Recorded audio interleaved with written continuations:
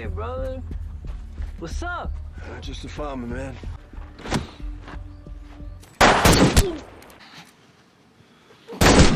Joe is an avocado farmer, running a large farm with his partner Estrella in Mexicali, where they employ many locals and supply to the local community. Due to a recent virus affecting his crops, he has lost an entire harvest, and unable to pay his employees, Joe turns to the only thing he knows, kicking ass. Joe isn't just a farmer, he is a former Special Forces soldier who specializes in hand-to-hand combat, now looking to live a quiet life. Joe decides to participate in an underground fighting tournament, where even cops come to place their bets. Each win would give him a payout, so he decides to fight until he is defeated, with his employee and friend Lopez in his corner. His first opponent makes the mistake of biting him, so Joe locks in.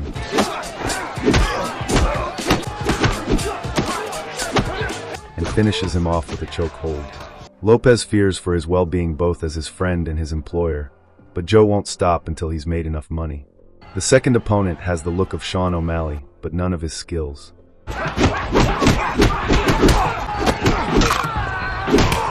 After a few well-placed strikes from Joe, he pretends to be injured to launch a sneak attack, but that fails and he is put down brutally.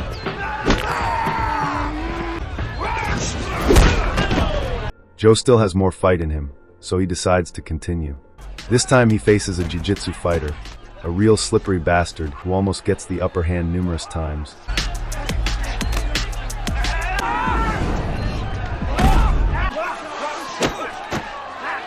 But Joe's muscles aren't just for show, and he overpowers the grappler, almost dislocating his arm.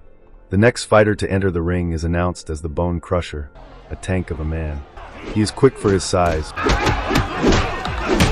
but against Joe's technique, his attacks soon begin to miss their target, and Joe drops him with some consecutive punches.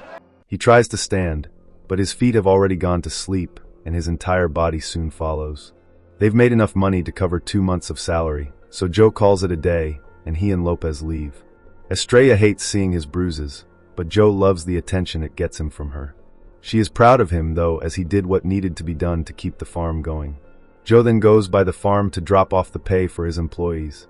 The farm is recovering, but it will be slow progress, so Lopez suggests laying off the workers until things get better. Joe doesn't like the idea, as this has been their livelihood for years, but they may not have a choice after a while. Later, Joe heads to the market with a young employee, Marco, who wonders why Joe chose to settle in a place like this. Joe tries to avoid answering directly, but Marco suspects he did something and can't return home. Joe admits this. Turns out choosing to be a soldier for hire sometimes saw him fighting on the wrong side, so Estrella's father invited him to Mexicali to train the auto defense group. His fighting skills must be legendary then, as Marco heard he was unbeatable. He would love to fight like Joe, but Joe thinks there's a better life out there than fighting all the time. At the market, Joe gets some vegetables from a local vendor he used to supply, promising things will turn around very soon. It is here where Joe's quiet life abruptly comes to an end. So after getting his produce, Joe heads back to the truck, but at that time, some cartel gangsters approach the woman for extortion money. Joe catches the attention of the gangsters, who recognize him from his fights. Hey! But one thug, Chavez, decides to size him up. Joe tries to avoid the conversation, claiming he's just a simple farmer, but Chavez knows he's a part of the auto defense. Chavez shoves Joe, though it barely does anything, warning that he has eliminated many like him before. When Marco tries backing away, Chavez aims his gun at him, but Joe steps between them. He doesn't want any trouble, he saw nothing, and just wants to go home. Chavez allows them to drive away, but he then brutally guns down the female vendor in the street. On their way back, Marco is pissed about the woman's death, promising that he will learn to fight and kill them all. Before Joe can even respond, trouble has found them once more. Sit tight, man. We've got company. It is Chavez and his thugs who catch up to them in a truck, clearly not satisfied with earlier. Joe tries to stay ahead of them, but the truck's not running well, and they end up crashing into a tree. While Joe is knocked out, Marco is dragged from the car and put to kneel before Chavez. His fragile ego felt disrespected, but Marco doesn't even know who he is, the fear visible in his eyes. Chavez then reveals his identity. He is the son of the most powerful drug lord in Mexicali, the general, and no one disrespects his name and walks away. He ignores Marco's pleas and is about to end him, but in an instant, Joe disarms one man, then guns down all three brutally. Marco is in tears, scared out of his mind, but Joe knows they cannot stick around, so he grabs 2 shovels from his trunk, instructing Marco on what they need to do to clean up the scene. After burying the bodies in a shallow grave, they set the truck on fire. Marco is impressed by Joe's skills, but for him it was kill or be killed. Joe brings Marco back home, making him promise not to say a word to anyone about earlier and promising that everything will be fine. A few weeks later, nothing has come of the incident and life is back to normal with the farm slowly recovering. Joe has resumed training. Estrella is worried about him fighting again, but Joe thinks it's better to be a warrior on a farm than a farmer in a war, a dark foreshadowing of what is about to go down. Joe heads to the farm, but there he runs into 2 men. One well-dressed man, Baptiste, approaches Joe seemingly interested in his farm, while the other, Ruthie, just stands back and observes. Joe can't have them walking among the fruit trees, but agrees to give them a ride back to their car. Climb in. Thank you. Along the way, Baptiste just casually talks about his love for agriculture, but he is no businessman. He is a ruthless underboss for the general, and Ruthie is his personal enforcer. Oh, this is us. We appreciate the ride. Joe senses something is off when they part ways. He races back to the house, frantically telling Estrella they must leave. He got into some trouble a while back and now it has found them, but he doesn't have time to explain further and urges her to grab her things. Estrella senses his fear and rushes to go pack. Joe tries calling Marco but can't get through, and at that moment there's a knock at the door. Hello again. It is Baptiste again, who claims to be representing the Guacomo Corporation and interested in purchasing a significant portion of their crop, but he is up to something. Estrella invites him inside and offers him something to eat, but during the conversation things get stranger and stranger. He continues talking about the purchase. This is my work as much as my passion. I'll pay more than current market value. Though Estrella tries declining his offer politely numerous times. It's not an answer we could give you today. The tone shifts when Baptiste notices their bags and asks about their destination. Are you going on vacation? Estrella explains they are going to visit her pregnant sister, but Baptiste knows this is a lie, What's her name? revealing he knows Estrella is the daughter of a soldier who died fighting the cartels. We couldn't find much on you, fighter. He then brings up Joe's truck, and though it was repainted, he can tell it was involved in an accident. Joe tells him it was a farming accident, but Baptiste has more to say. Recently, a burnout truck was discovered on a farmer's property, and nearby a shallow grave containing the son of a powerful mob boss. Oh my goodness. All this time, Joe remains calm, and after listening to all Baptiste has to say, he hints to him that he needs to leave. Have you finished your meal yet? So Baptiste asks them to think of his offer and leaves his number. Just then Ruthie enters and begins to stare Joe down, but Baptiste gets him to leave. Come, Ruthie. Realizing they're in trouble, Joe and Estrella decide to head to get Marco right away, suspecting Baptiste already made the connection. Estrella is with him all the way, promising they'll make it through together. Seeing her support him like this, Joe wants to propose her right there, but she wants to wait until the time is perfect. They quickly pack and call Lopez to watch the house before heading to Marco's. There, Joe tells her to keep the truck running while he heads inside just in case trouble has found them. As he approaches the home, he is surprised by a bloodied gangster stepping out, but quickly breaks his neck. Inside, his worst fears are met when he finds Marco's lifeless body inside the tub, the sight breaking him for a moment. He breaks the news to Estrella. He knows the gangsters will be tracking them, so he has a plan. He instructs Estrella to wait for him at the edge of town while he throws the men off their tracks, promising a scared Estrella that he will come for her. She leaves and Joe heads back inside. He looks over his young friend, and his grief slowly turns into anger. Marco wanted to kill them all, and he swears to carry out his last wishes and show these thugs what a Special Forces soldier can really do. And I'm gonna put them in coffins. Just then a group of thugs armed with machetes approach the house, but Joe steps out to meet them armed with a machete. With all the rage he can muster, Joe starts slashing through the men. The last man seems skilled with the blade. trading even strikes with Joe. But soon he's laid out on the floor. More trucks start approaching, so Joe escapes. It is Baptiste and Ruthie who give chase with some armed men. Go that way. Ruthie then comes upon Joe alone. Ruthie coldly tells him he has upset the balance after Marco's death made things even for Chavez, so he wants to see how dangerous Joe really is. Joe doesn't think he's as good as he used to be, but still way better than Ruthie thinks. Ruthie throws the first strike, a powerful kick. But he seems to be more talk than action, and Joe easily overpowers him. Baptiste arrives with the men, so Joe escapes, not before Baptiste takes a few shots at him. One bullet striking Joe. He orders a retreat, which Ruthie thinks is a weak move, but Baptiste reminds him he lost his fight, so he has no right to call anyone weak. Remember your place, pendejo. Joe makes it back to the truck, but is not looking so well.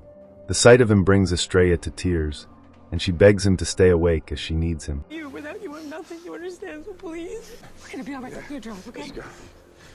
Baptiste and his men return to his villa. There he holds a meeting, telling the men that they searched for Joe, and he is presumed dead.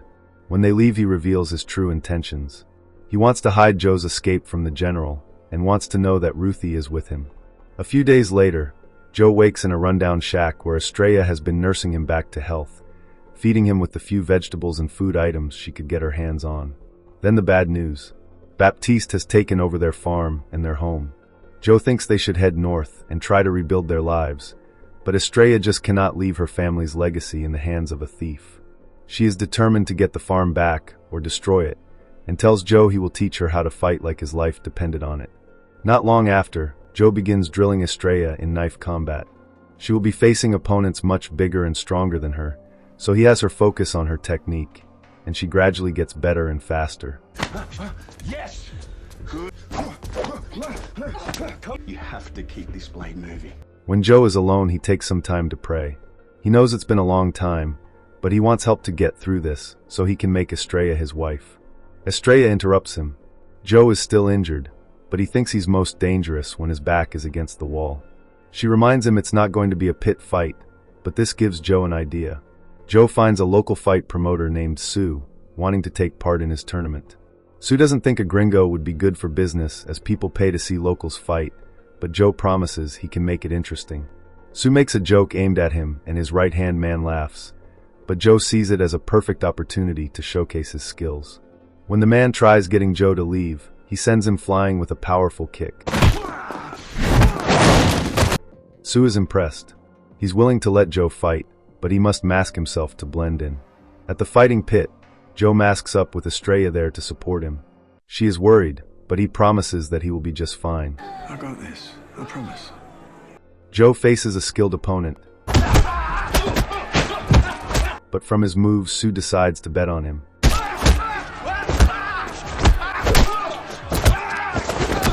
Joe dismantles his opponent brutally, then finishes him off by pulling him into a headlock. This is the farmer. His second fight soon gets underway, but whatever plan he had falls through when Baptiste and Ruthie show up there. Baptiste kidnaps Estrella at gunpoint. When Joe sees Ruthie there staring at him, he knows something is wrong. He brutally destroys his opponent and goes after Estrella, but she has already been taken. Joe returns home a broken man, blaming himself for allowing Estrella to be taken. He loses it, destroying the entire room out of rage. Once he settles, only one thing is left on his mind: killing everyone. Needing weapons, Joe visits a local arms dealer. He gets the merchandise, but Joe's cash is short. This doesn't sound like 3,000. The dealer refuses to let him put back any guns and decides to kill Joe and take his cash, but this is a big mistake. Joe swiftly guns down all the dealer's men and stabs him with a blade. Now he will lose all his guns, but Joe warns that if he comes after him, then he will also lose his life. As Joe leaves, the dealer tries calling reinforcements, but Joe never really left and swiftly eliminates him. Joe turns up at the farm, where Baptiste has men posted all over, and begins his assault by taking out 2 unsuspecting lookouts and approaches from the woods. There is no sign of Baptiste, so Joe infiltrates the house and takes out the men posted there.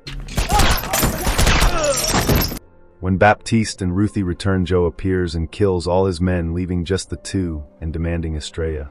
Baptiste promises that she is safe, but Joe isn't done. He tells Baptiste to contact his boss, tell him they have his son's killer, and to show up with his men, or they will both die. Baptiste makes the call. The general decides to show up, but promises to repay Baptiste for betraying him. Baptiste doesn't think killing them will solve anything, as the general will hunt him, but Joe is willing to kill everyone who tries coming after him. He demands Ruthie bring Estrella. Baptiste thinks he's doing too much just for a farm and a woman, but they were the only things good in Joe's life, and he is willing to risk his life to protect it. Ruthie returns with Estrella, who has not been harmed as Baptiste would not allow it. Ruthie wonders what's the next move, but Baptiste already has a plan. If the general should die, the cartel will need a new boss, and he could be the one to take his place. At that moment, trouble arrives outside. A team of heavily armed gangsters surround the home before the general's counselor Santiago steps out, his job to negotiate with Joe. Joe wants his farm back and to explain to the general what really happened with his son. He wants the general to come inside, but Ruthie shatters the ruse, warning Santiago that it's a trap. He then attacks Baptiste for being a traitor, but Baptiste eliminates him by stabbing him in the neck with a bottle. With this, Baptiste has temporarily switched sides, but warns that now everyone will be trying to kill them. Despite how it went down, Joe sees that Baptiste managed the farm well, and was even able to get rid of the disease affecting the crops. At the end of the day, he isn't so bad, so Joe allows him to arm himself, as he will need all the help he can get. At that moment, the general finally makes his appearance. He calls out to Baptiste, telling him to send his son's killer out, so Joe decides to go talk to him. Joe opens the door, but swiftly guns down the general, barely escaping back inside before the men open fire on the house. Baptiste, Joe, and even Estrella pick up weapons and return fire, covering each other as they move towards the back of the house.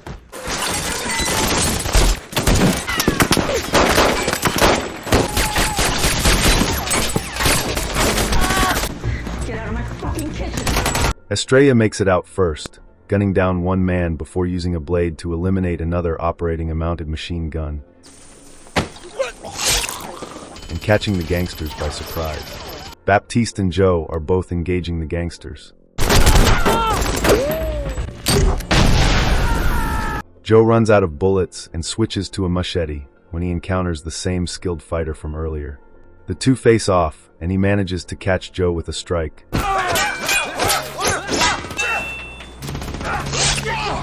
But Joe swiftly kills him. Baptiste is attacked, but Joe turns up in time to save him, and the three continue gunning down the men until all the gangsters are eliminated.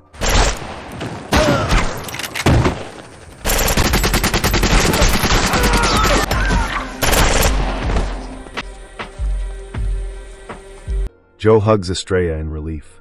Baptiste shakes his hand and parts ways, urging him to look after himself. In the end, Joe finally finds the perfect moment to propose to Estrella. Thanks for watching. If you had a good time, go ahead and hit that like button, drop a comment, and of course, subscribe for more recaps just like this. And hey, don't click away just yet. YouTube thinks you'll love one of these two videos popping up right here, so check them out next.